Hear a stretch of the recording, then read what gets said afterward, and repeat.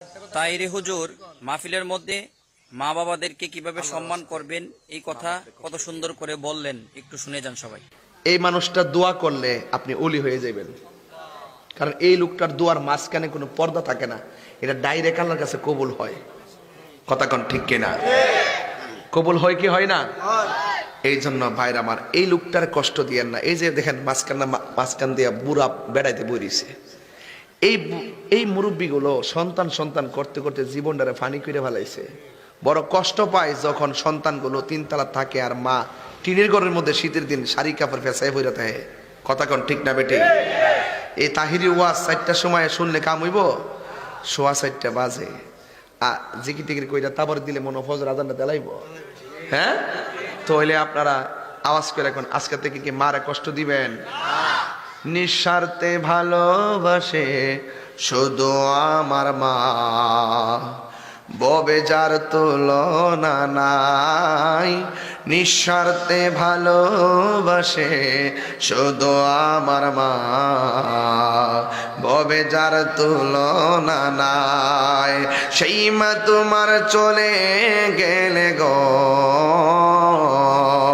সেই মা তোমার চলে গেলে সার হইব কান্দন। এই জগতে কেউ হবে না মায়েরই মতো, এই জগতে কেউ হবে না মায়েরই মতো।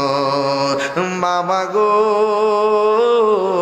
বাবা, বাবা গো বাবা, বাবা গো বাবা, বাবা গো বাবা।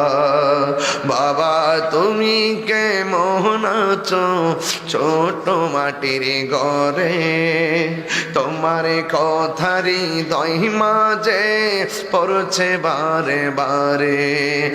বাবা গো বাবা, বাবা গো বাবা। কত আদরে কত স্নেহ তোমার কাছে পেলাম, সব কিছু হারিয়ে আজকে নিঃস্ব হয়ে গেলাম। কত আদরে কত স্নেহ তোমার কাছে পেলাম, সব কিছু হারিয়ে আজকে নিঃস্ব হয়ে গেলাম। ভালোবাসি তোমায় বাবা, বুকটা যাইছি রে। ভালোবাসি তোমায় বাবা, বুকটা যাইছি রে। তোমার কথারই দই মাঝে পড়ছে বারে বারে। বাবা গো বাবা, বাবা গো বাবা।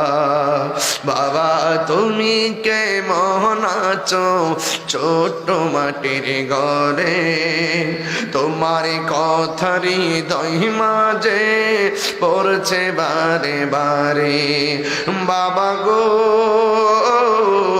বাবা,